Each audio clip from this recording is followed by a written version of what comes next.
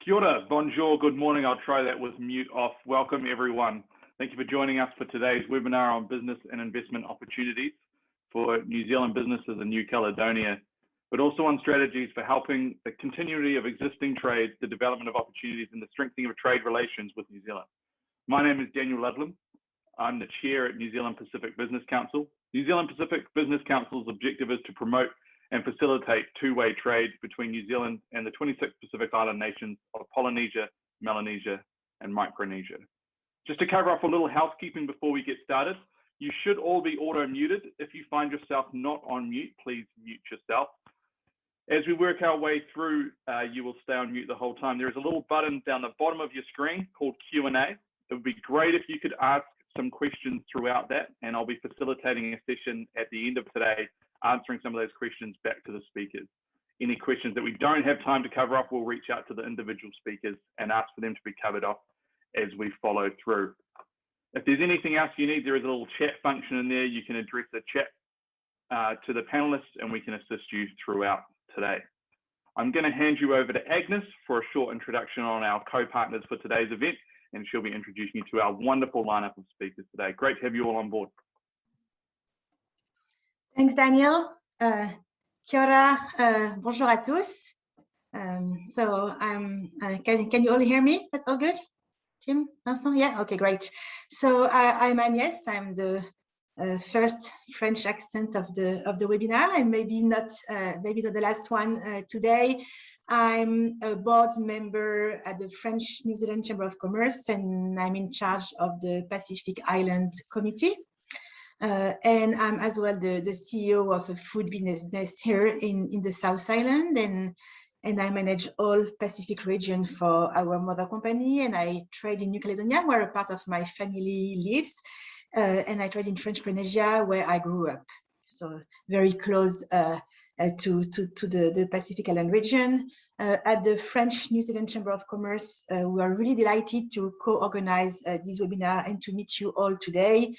The purpose of the chamber is really to promote and to extend economic, social, and commercial relationship or investment between New Zealand, France, and French Pacific Islands.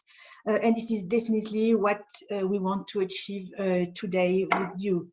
The objective of this specific webinar, as Daniel was saying, is really to provide to you all an understanding of the business and the investment opportunities available in New Caledonia, and to share feedback or experience about the do's and don'ts of conducting a business in the region. So we are really fortunate to have an outstanding panel of speakers today who represent both government and private sector. So in the order of speech, we will have the privilege to hear Maëva Leroux, who is the head of the Internal Market and Investment Department for Choose New Caledonia. Frédéric Pentecost, who is board member and treasurer of the CC Nouvelle-Calédonie, which is the New Caledonia Chamber of Commerce. Emily Hea Katraoui, who is the chargé de mission, so in charge of partnership, external relation, and protocol for the Loyalty Island Province Secretariat. Isabelle Laurent, who is the referent for Choose Province Sud at the Investors Office at the South Province of New Caledonia. Chris Freer, who is the Business Development Manager for Tonkin & Taylor International. And Scott James, who is the Market Manager for Australia and Pacific for NZT, New Zealand Trade and Enterprise. So we have a real outstanding panel of speakers today. And just before handing out to Maëva, just wanted to thank Catherine Sumter, Christine Conan, and Vincent Labrador for all the involvement and the hard work they have put into the webinar today. So thank you everyone for attending the webinar, and we welcome Maëva for our first speaker. Hello, I'll just start.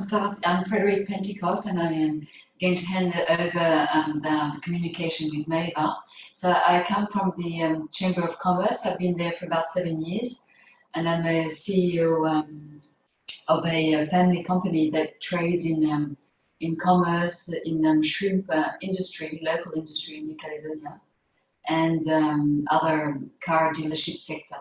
So probably about 6 generations in New Caledonia, so it's been a long time, and hopefully we'll develop more just after.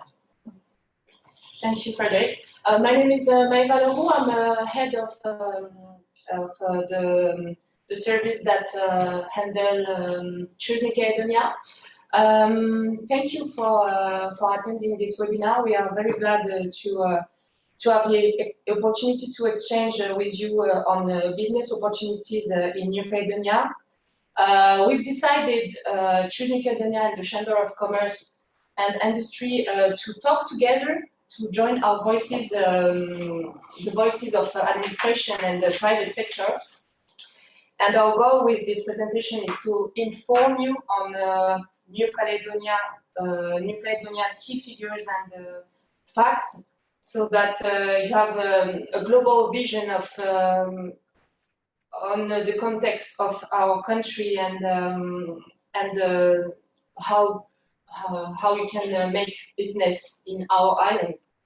And then after our talk, our colleagues from the provinces will be able to talk to you about business opportunities in their specific territory. So if it's okay with you, I'll share my screen.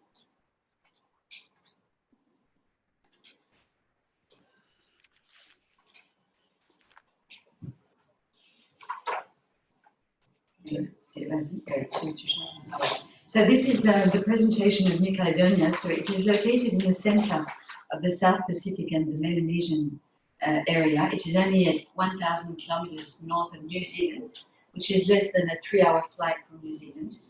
It is a French territory. We're associated member of the European Union, being a French territory.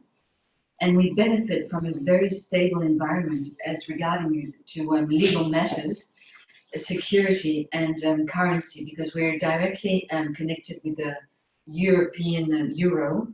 We have a direct parity for €1 is 119 francs, which is approximately $1.68 New Zealand dollar.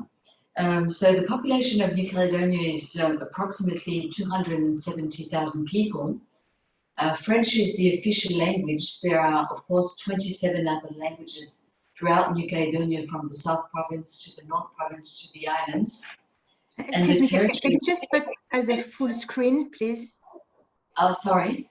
Can you put your presentation as a full screen? How can we do that? Just on the PowerPoint on the bottom right, you should be able to put full screen, because we don't see otherwise. Can you see it? It's in full screen from our side. Okay. So is it okay from your side? Or maybe Vincent should, does Vincent want to take over? Maybe? Because we haven't changed the slides. I can take over to put it in full screen.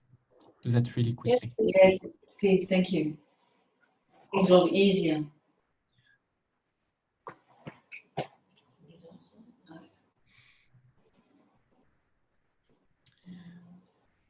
It's going to be quick. Do you have it in? Continue. I have it. Yes, second slide. Is it in full screen now for you guys? Yes, all good. Thanks. Excellent. I'll put myself Okay. on mute and just let me know when you want to switch slides. Thank you. So these are a few slides of the position of the New Caledonia in the Melanesian part of the Pacific Islands. And so you have the total area, the direct parity from franc to euro. It's a French language, a mainly French language territory. Of course, there are 27 other dialects from the Melanesian population people, but mostly the French is spoken throughout the country. The population is around 270,000 people. The average age is about 33 years old, average age, and the annual GDP is $9.77 billion. And so the territory, as you see, is divided into 3 provinces. So those provinces share their own administrative constraints, so that will be further explained after. So this is a quick look. I send over to Maeva for the third slide. You can change your slide, please, Vincent.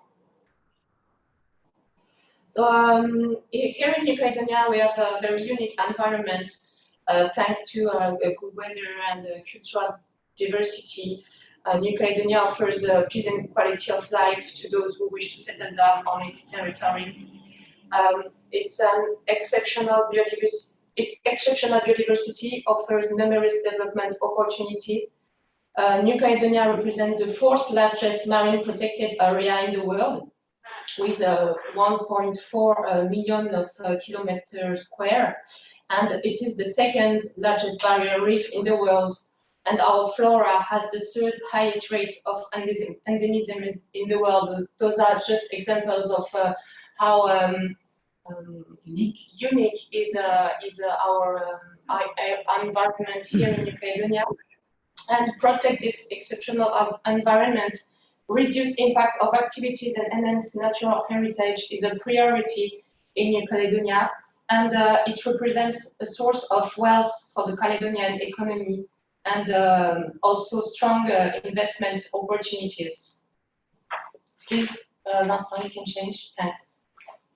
Thank you. So New Caledonia may be an island, of course, but we are strongly connected to the world, as our international airport is one of the largest of the Pacific Islands.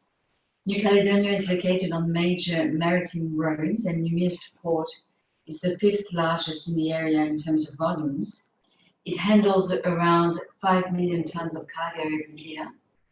The 4G mobile phone covers more than 80% of the territory, such as a superfast digital network, thanks to undersea cables for both domestic digital communications and international communications as well. Fiber optic is also developing at the moment, so we're gradually getting there. The domestic transport is also quite efficient because we have a domestic airfields right throughout New Caledonia, and that provides a regular service to around 10 destinations from north to south to the Loyalty Islands, and the network covers around 5,400 kilometers. Public transport is developing as well, mainly through the bus network around the island and throughout the boat services to the islands, especially for tourism and for people to come back and forth from the different territories. So that's how we are connected actually to the world. New Caledonia has also the highest level of development of any South Pacific island territory, thanks to an efficient public service and modern research units such as IRD, CIRAD, etc. Those research units are grouped together with the university in a consortium named CRESICA, which is very important as they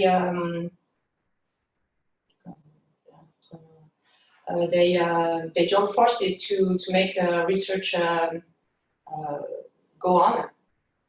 The territory can count on world-class health facilities, including an oncology unit that uses the most advanced treatment techniques developed in France in partnership with the Curie Institute, as well as an ultra-modern private clinic. New Caledonia has also boosted its healthcare facilities in North Province by investing in the construction of a health hub in Kone, which is the main town in the North Province. And education is also it corresponds to French standards. Students also have the opportunities to study in Europe and in New Zealand and in Australia, thanks to equivalences between diplomas. So if you choose to invest in New Caledonia, you'll find as well you'll find a safe place for your health, but also you'll find people to work with you with a good education. Thank you, Vincent. So locally, the business ecosystem is quite dynamic. There are around 38,000 different companies throughout the country. It is quite favorable to business development. The dense network comprises, well, of course, public organizations, but many private organizations, which can be very small organizations too.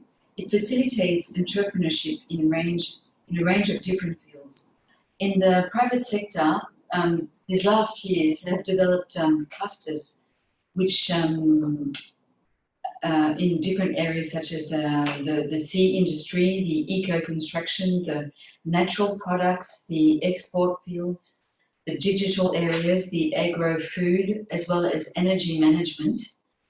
So those clusters enable people to meet up and to develop more structured areas in those fields, and it offers networking opportunities and support. In addition to these organizations, the business service sector is well developed. There is quite a range of research firms which have rapidly grown these recent years, and they offer administrative and technical support to entrepreneurs as well. We have incubators that support innovative projects and co-working facilities, which enables exchanges between companies. And the different services from the administrations, the province administrations, as well as the consular chambers are also available to support investors and to manage to install those different companies in New Caledonia. Finally, in certain cases, it's possible to benefit from tax and investment aid as well. For example, the provinces recently have created the possibility of developing firms in free zones which don't support as many taxes as other areas which are more developed today. Thank you, Vincent, for change. Foreign investors are very welcome in New Caledonia because New Caledonia has experienced a significant period of growth over the past 3 decades, which led, with the support of our state, I mean the French state, to the high development of its health and education system, as well as its equipment. And nevertheless, many challenges over the coming years still remain to be met in order to improve the quality of life of its citizens, to reduce the ecological footprint of its activities and boost its economy. That's why New Caledonia's government welcomes foreign investors to settle down on our territory, as they can help local business ecosystem to develop and diversify with the creation of activities generating jobs and local added value. So we put a few words up onto the screens, like skills, like possibilities to have finance from the banking sector, the opportunities that different markets can offer as well as partnership. Because in Caledonia, many things can be developed. We were mainly concentrated these last few hundred years on the mining industry, and it's the mining industry have permitted quite a development throughout the country, but now we have to concentrate on more opportunities for job creation, such as development of tourism, as the aquaculture, mainly as culture. So there are quite a few things that can be developed in partnership with New Zealand as well, because we have probably the common interests, like the cruising industry, the skills, the university, the different training industry that can be developed as well. So I guess the future is before us now. Thank you.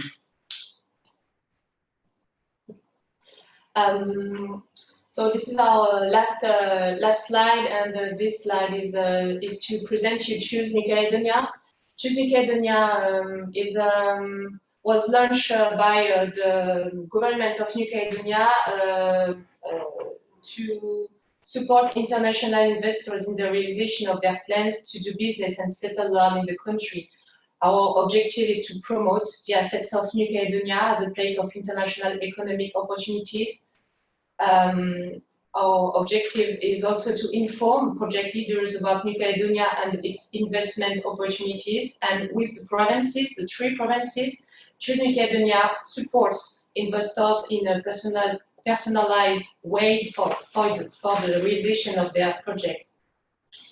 New Caledonia, as a government, but also as provinces, will follow you from the start of your project to its outcome, and we will be the reference for your project. So two of the provinces are here today. Royalty Island with Émilie Catraoui, and South Province with Isabelle Larin. And they are here today, and they'll present key sectors and projects that matters in their territory. We have to excuse North Province that couldn't be represented, but several opportunities exist in their territory, so maybe later they'll send.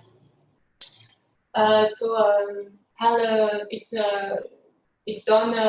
It's okay. We are okay on our side. Thank you. Thank you. Thank you very much, Maëva, and thank you very much, Maëva and Frédéric. So perfect transition. So now the Emily from the Loyalty Island province. It's your turn.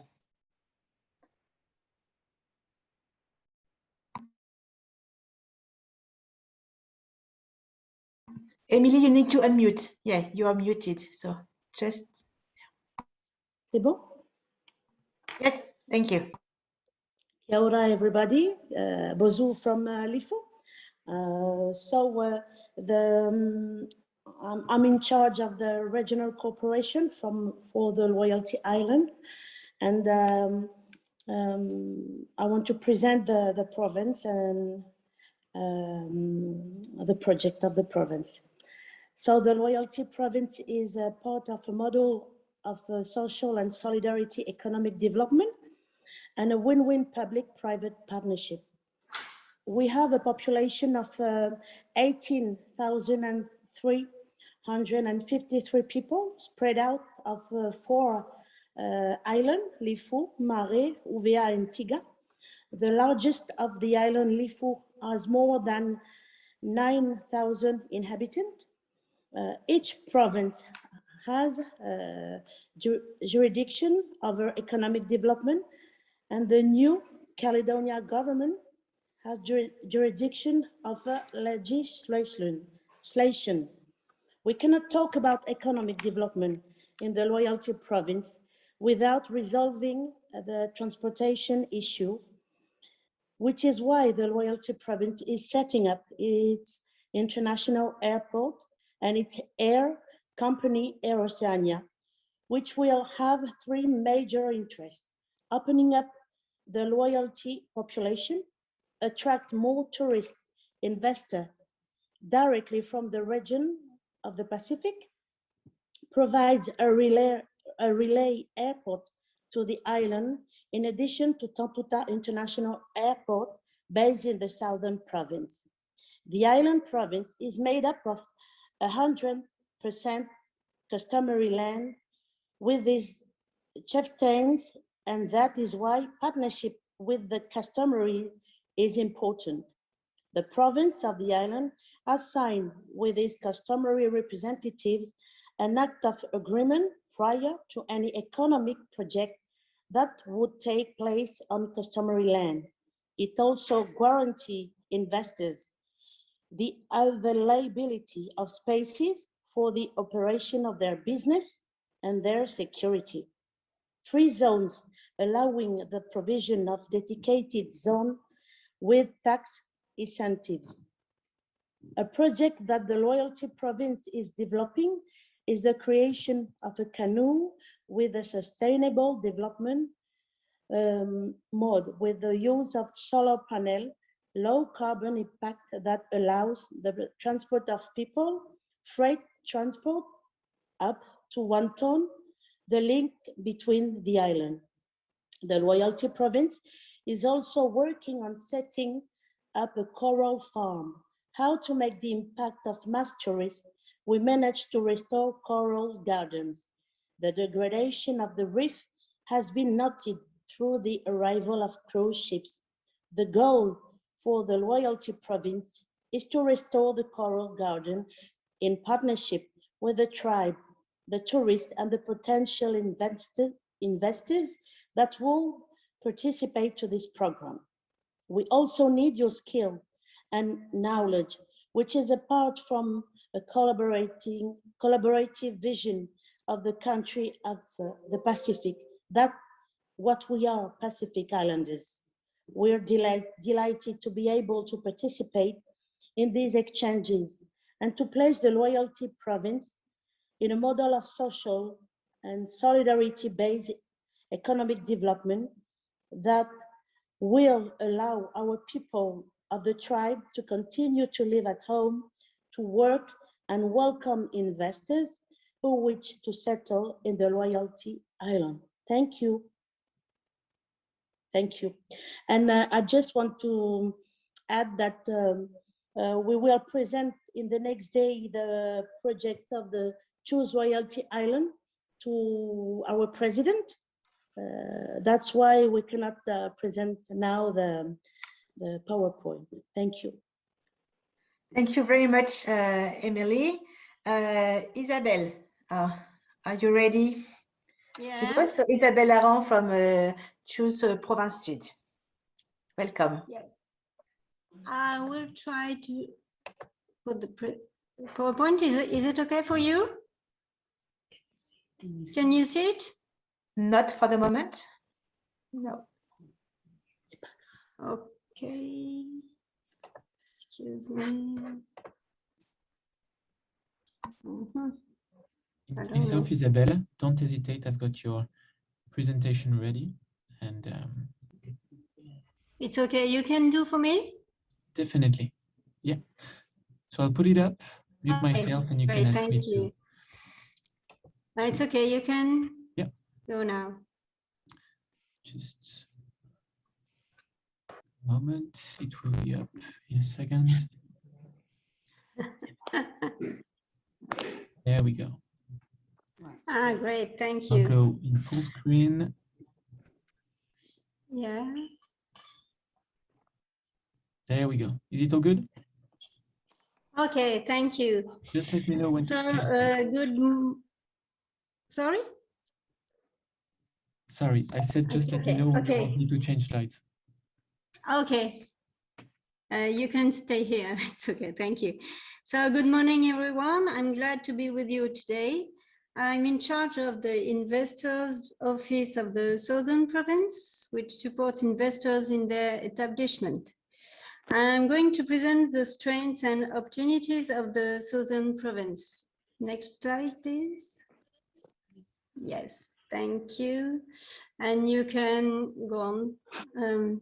To give you the context, the Southern Province represents 74% of the population of New Caledonia.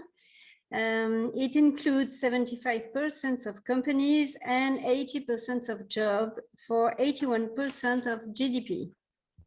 Numea, the capital, is located in the Southern Province.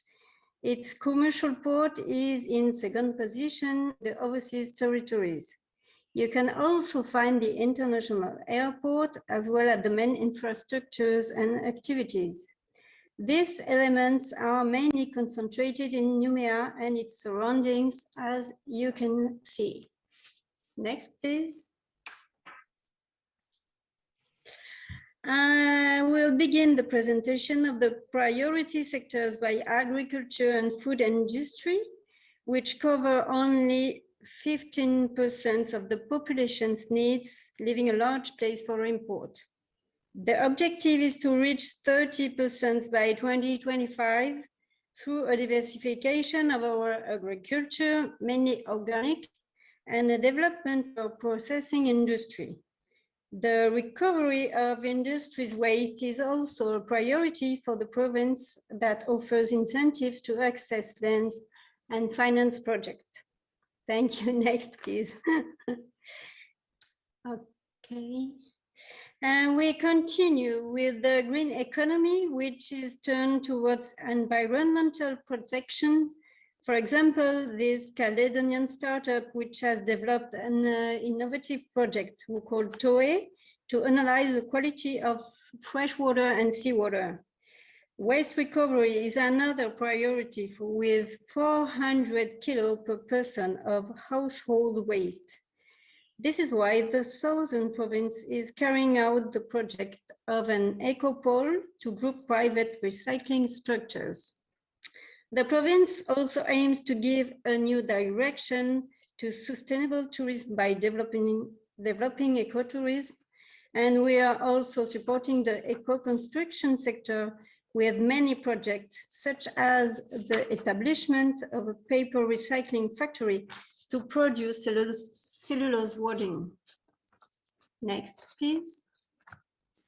The blue economy is full of potentials, and New Caledonia's ambition is to become a regional maritime hub. That's why one of the main projects is the development of Port Nambu to make it a maritime center of excellence. The Abisa project, the photo you can see at the bottom right, which will be based in Port Nambu, aims to carry out deep underwater observation to feed physical and geological data. We also want to diversify our seafood products and boost research on algae and venoms, which have virtues for medicine, cosmetics, and etc. Next, please. Finally, the Southern Province has set up a specific fund to boost innovation because only 1% of GDP is currently devoted in research and development.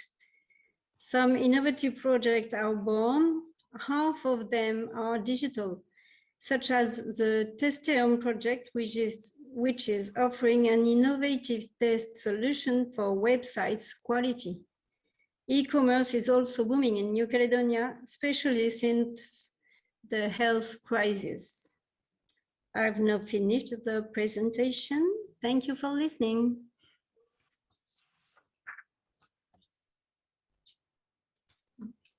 Thank you. Thank you very much, Isabelle. An innovative test solution for websites.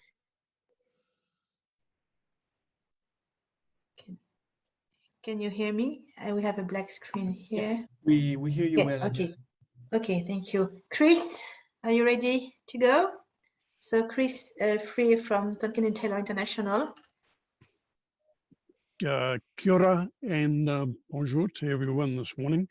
And thank you very much for the opportunity to present a background of our company's experience in New Caledonia. So what I'll give this morning is just an oversight of what projects we've undertaken and our experience in setting up business, importance of local partnerships, some observations around language and communication. So our firm is a New Zealand-based consultancy with specialist expertise in natural hazards, environmental, geotechnical, civil, and water resource engineering. So we're the third largest consultancy practice in New Zealand and have a staff of around 1,000 with offices in New Zealand and Australia and affiliations with a number of companies in several Pacific Island countries, including New Caledonia. So we've been active in the Pacific region for around 50 years. So just moving on to our history of work in New Caledonia, which dates back to around 1970, when we first undertook a hydroelectric dam study for a mining sector client. So since then, we've undertaken a range of engineering and environmental studies in both the private sector and for also government funded work. So some of the key highlights have been the investigations for the Guaradeva Hotel development, a coastal study for SLN mining. We did a technical review for a marine sand mining project. The largest project up there that we've been involved in is design support for a wharf which was built Koniambo mine for the start of construction. And most recently, we've undertaken the investigations for the government-funded bridge replacement on Uvea and the Loyalty Islands, which we understand is currently under construction. So just a brief outline of our experience. First of all, in setting up business, overall, it's relatively straightforward. We used KPMG to register local business, and they've been responsible for tax returns for us. I think it's also valuable to have contacts with a local law firm. French law is not dissimilar to New Zealand law with respect to liability, and for us as a consulting engineering practice, that was important to have that alignment. Local partnerships are really invaluable, and having an association with a local firm is important. And what we found is local businesses were more than welcome the opportunity for partnerships where there's specialist knowledge and expertise that can be provided. So this has been important to us in the mining industry and also in the building and land development market as well. Just some observations around language. So my initial impressions were that I'd have to speak French, and I did a business language course with Alliance Française here in New Zealand. What I actually found was that in most meetings, local business people were only too happy to speak English. And that's been the case on most of our projects. But you do need to be aware that all written communication needs to be in French. And we now have our own French national staff providing this role, as well as supporting our business opportunities up there. So look, in closing, just a few points just to go over is that we found setting up business in New Caledonia was relatively easy. There's very good support from local firms. Associations with local companies are invaluable. You do need to have capability in written French language, either through translation services or your own staff. And I guess lastly, one of the most important observations is that New Zealand values the importance of its multicultural society. And our experience, especially in the project on Uvea, was that this understanding helped create a strong sense of trust with the local community. So yeah, that's my observations and our business experience up in New Caledonia. Thanks very much. Thank you very much. Thank you very much, Chris, for your insightful and very positive feedback and experience. So thanks, very, very nice to hear, despite the few roadblocks. So thanks a lot. Scott, you are our last speaker today. Good morning, bonjour. Hi, Scott. Hi, I'll just share my screen.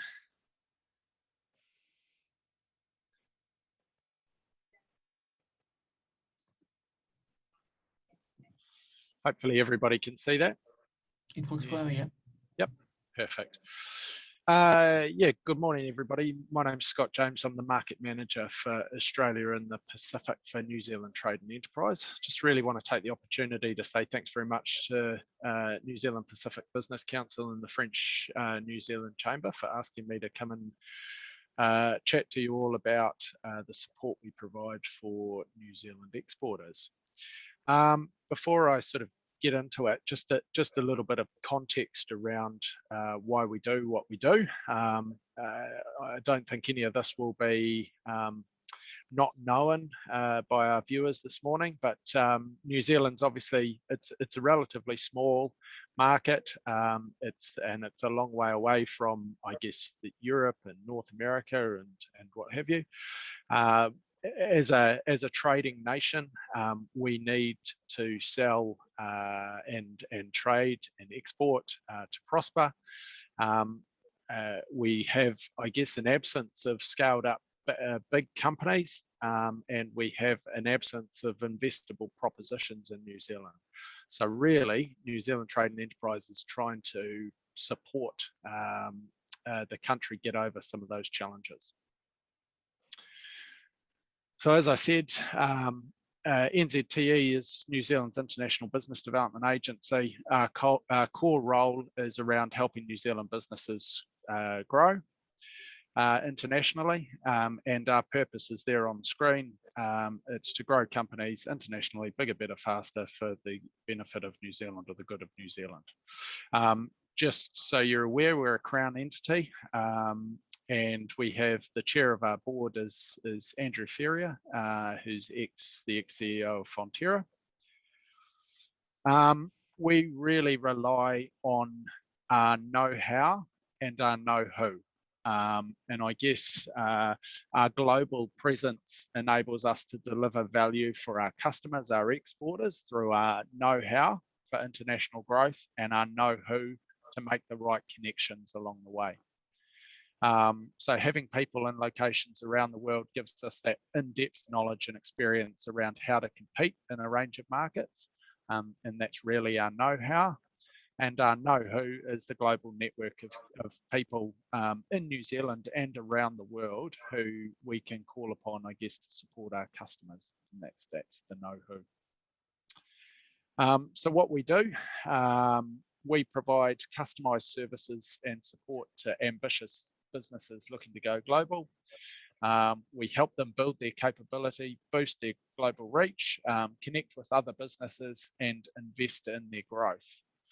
A big part of what we do through our investment team is around connecting international investors to opportunities here in New Zealand. Just flick through slides, and as mentioned, a big part of also what we're doing is via our international footprint. So we've split the world, I guess, into 7 international regions, and New Caledonia in particular is part of our Australia Pacific area. It's led by the team in Sydney, and I, as the market manager based in Auckland, have responsibility for the Pacific. The Pacific is a little bit different to the rest of the world. We have, as I said, 40 different international offices in the Pacific. We have the one NZTE office, so we've just made an appointment for a new trade commissioner for the Pacific. They're going to be based in Suva in Fiji. But I guess what's a little bit unique about doing business in this particular region is that throughout the Pacific, we work really closely with our NZ Inc. partners, so the Ministry of Foreign Affairs and Trade, and in particular in New Caledonia, it's really the Consulate General and Felicity Roxburgh and the team up there. This is just a little snapshot of who we work with. So there's around about 12,000 exporters in New Zealand. NZTE works or has a relationship with about 6,500 of those. Roughly 14 are what we call focus customers. So there's I guess with these companies, there's a real hunger and ambition to grow internationally. And we're able to add value, maximum value with these companies. And we also have, I guess, what we would call lighter touch engagement with around about 5,000 different exporters. I wanted to highlight briefly the My NZTE online service. So anybody can go on here, you can register and you can log in and have access to comprehensive market guides, videos, anything that's going to support exporters along the way.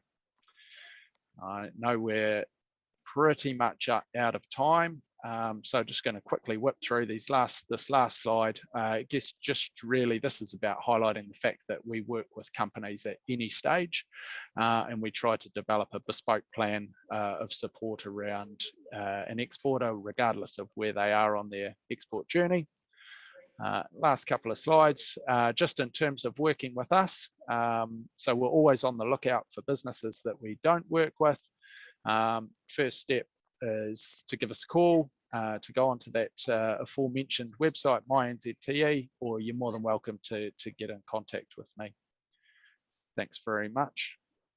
Awesome. Thank you very much, Scott, and a huge thanks to all of our speakers today. We have got a few minutes for a couple of questions and answers. So we're going to start off our first question from OSS Group, and this is probably going to be for you, Emily, is what level of internet connectivity is available on the Grand today and the Loyalty Islands?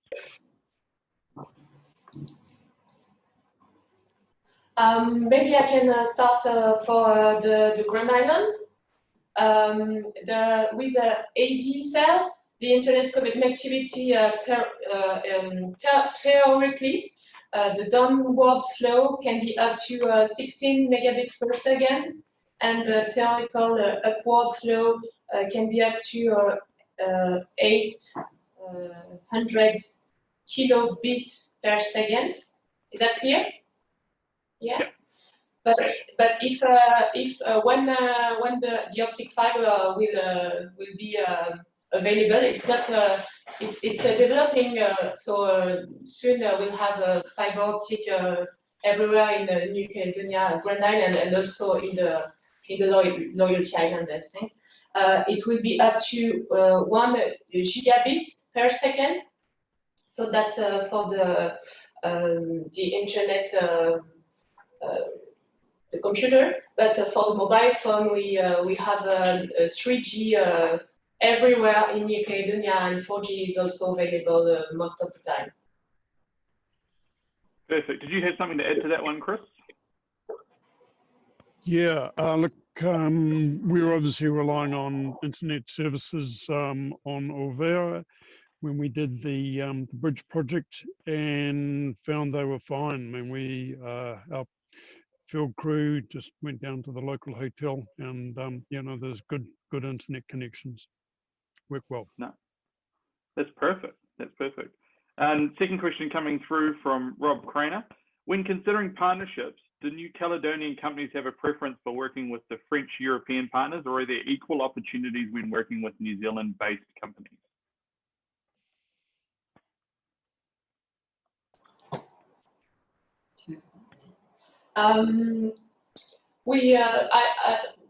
I'll let the private sector maybe answer. Okay, yes. I think we're very interested with the New Zealand partners because Europe is quite far actually.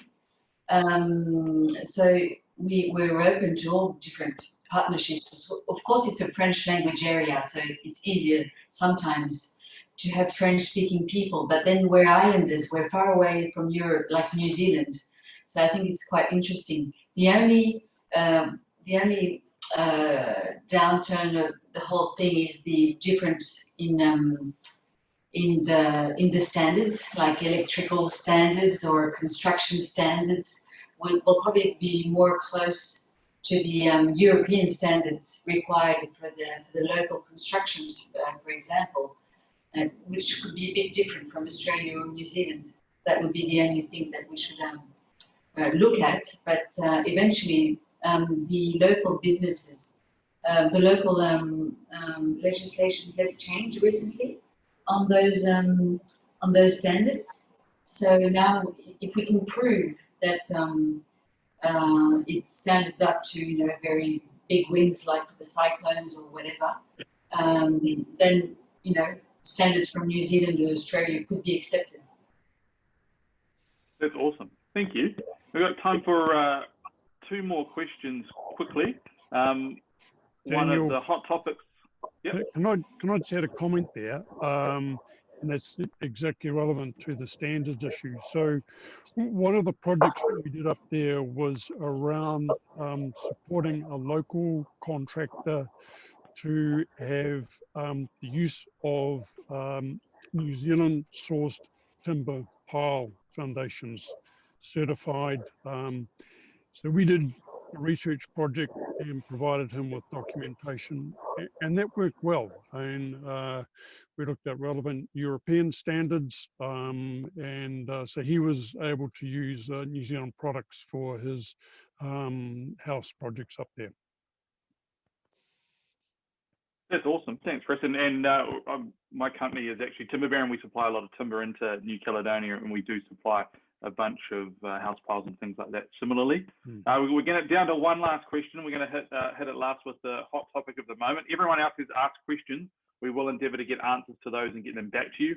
They'll go up on the NZPBC LinkedIn page, so make sure you give us a follow there and see those answers there, and we'll try and get them emailed out to all attendees as well. Final question, we'll see if we've got any input or answers from anyone on this one. Are New Zealand and New Caledonia governments currently discussing a potential travel bubble? Has anyone got an insight on that? Look, what I would say is that through our network of MFAT officers, through the High Commissions and the Consulate Generals, New Zealand and New Caledonia in particular, there will be conversations going on constantly around the travel situation. But I would hazard a guess that at the moment, the focus is very much on the vaccine rollout and managing the current travel bubble with Australia. Awesome. Thanks. Got anything from the New Caledonia side on that? Yeah, hi, if I can add something. So, kia ora everyone, my name is Cecilia Madeline. I represent New Caledonia here in New Zealand. I'm based in Wellington. Just to let you know that we have been discussing the situation both in New Caledonia and in New Zealand regarding the COVID situation. For now, the borders remain closed because exactly as Kurt said, we are working on the vaccine in New Caledonia. We are between 25 and 30% of the population fully vaccinated, and we're hoping to reach much higher, let's say, herd immunity by the end of the year, and we're hoping that we would be able to reopen by then. It's still a maybe, not another for sure, but we are working on that, and we are discussing with New Zealand government in terms of what's happening in the region and how we can work together. I would like to point out, however, that since 2 or 3 weeks now, there have been new airline liaison between Noumea and Auckland. So we have 1 flight per week every Thursdays. So far, it's only for goods, but it's good to know that we do have planes flying between New Zealand and New Caledonia again, since it had been almost a year since that wasn't the case. So we are working on that, and we're hoping that making sure that the situation in the Pacific remains safe, that we can work on that further by the end of the year. Thanks. Perfect. Thanks, Cecilia. That brings us to the end of the webinar today. From the NZPBC, a little thank you from us. Make sure to follow us on Facebook and LinkedIn. I'm just going to hand you over to Thibault to do our formal closing for the day. Over to you, Thibault. Bonjour, kia ora, everyone. So thank you very much for attending this webinar. I think we'll all agree that it's giving each of us a better understanding of all the business opportunities we've got between New Zealand, New Caledonia, and its provinces. Thank you very much from us at the French New Zealand Chamber of Commerce, the Pacific Business Council team, Danielle, Catherine, and Christine. From our side, Agnes, Vincent, and Cecilia, for working on this joint initiative. As a closing word, I think I would like to reinforce the huge potential of partnership between New Zealand and New Caledonia. We've been presented the opportunities in the market as well as the size of the market. So if we look at New Caledonia, the GDP is $9.7 billion.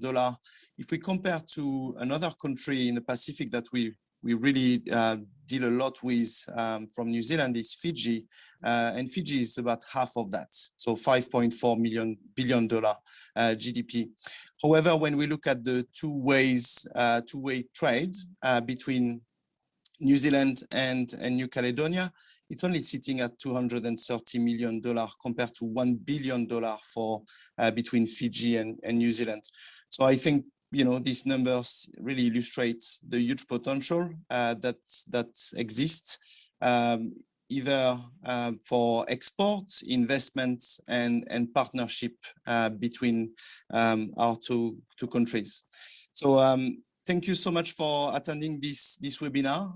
This webinar was part of an initiative that we launched here in New Zealand, which is a celebration of Basti Week, which is a series of events happening in Auckland, in Christchurch, and Wellington online. And it was fantastic to be able to speak about our closest French neighbors from New Caledonia. And if you are interested to hear about French Polynesia, I'm sure we'll have another webinar on French Polynesia over the next couple months. And to finish, I think there is a lot of resources here available in New Zealand to help you partner with New Caledonia. So please, if you have any questions, if you need any support, please feel free to reach out to our two organizations, as well as, of course, NZT and the representation of the New Caledonia government here in New Zealand that will be able to put you in touch with the right contacts and provide support for any activities in New Caledonia. So thank you very much, everyone. Have a good day. À bientôt. À bientôt, merci. Thank you. Thank you very much. Thank you. Merci. Bye. Merci. Thank you. Bye.